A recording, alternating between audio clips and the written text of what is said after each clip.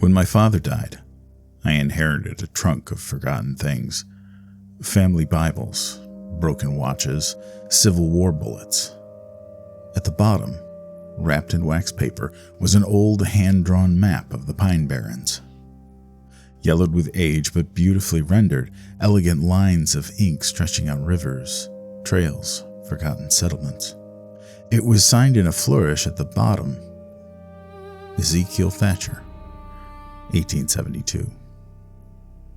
My great-great-grandfather. But one thing stood out. In the center of the map was a blank patch. Not empty like he forgot, intentionally blank. No trees, no topography, just a pale oval surrounded by handwritten notes. Scribbled in the margin was a single sentence. Some lands are meant to remain unmapped. Behind the map, I found a single loose page from a journal. The ink was faded, but still legible. Day 11. Entered the hollow. Compass spun.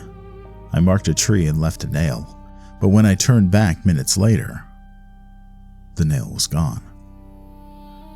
Something watched from the trees, eyes like burning coals, unmoving. I will not go back.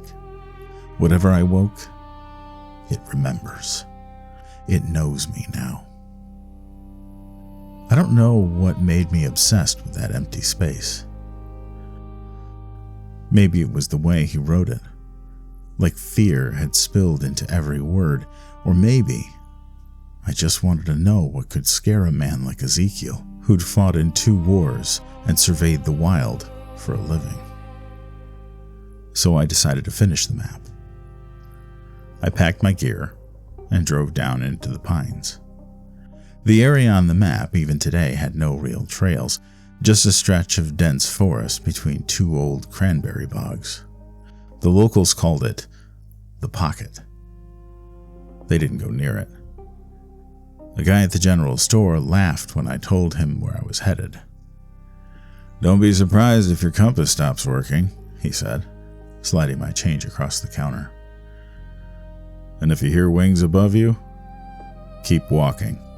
Fast." I set out the next morning. At first, everything was ordinary enough. Pines, tall and skeletal, ground soft and acidic. The forest whispered like it was constantly breathing. I followed the landmarks, an old stone well, a collapsed fireplace, swallowed by moss. I walked due north into the blank space, checking Ezekiel's map as I went. According to his notes, I was close, right near the edge of the hollow. To keep track, I tore a strip of bright orange duct tape and pressed it firmly around a tree. Industrial grade. No way that was coming off without effort. I walked on for maybe 10-15 minutes, but something felt off. The deeper I went, the quieter the woods got. No birds, no wind, just the soft crunch of pine needles under my boots and my own breathing getting louder in my ears. A tightness crept into my chest. I turned back, retracing my steps. The tree was there, but the tape was gone. No fluttering scrap, no residue. The bark didn't even show a crease, like I'd never touched it. And that's when I realized this place didn't want to be mapped. It didn't want to be seen. And that's when I heard it. Wings. Not like a bird, not even a bat. Heavy, leathery, like sails catching the wind. I stood still, listening. Then, ahead, just beyond the trees, movement. A figure, thin, angular, walking upright but wrong, like something wearing the shape of a man, but not built for it. It stepped into a shaft of pale light. Goat-like legs, elongated arms tipped with claws, wings tucked tight to its back, veined and membranous. A long neck that ended in a horse-like head, antlers slick with moss and pine sap, and eyes glowing red like burning coals. We locked eyes, not for long, a second, maybe less, but in that second something passed between us, a current, sharp and ancient. My breath caught, not from fear exactly, but from recognition. Not mine. His. It knew me. Or rather, it knew my blood. Somehow I understood. Behind those eyes something stirred, as if it were flipping through a memory older than this forest. It had seen him. Ezekiel. And now it saw me. It tilted its head, not curious, not confused, remembering.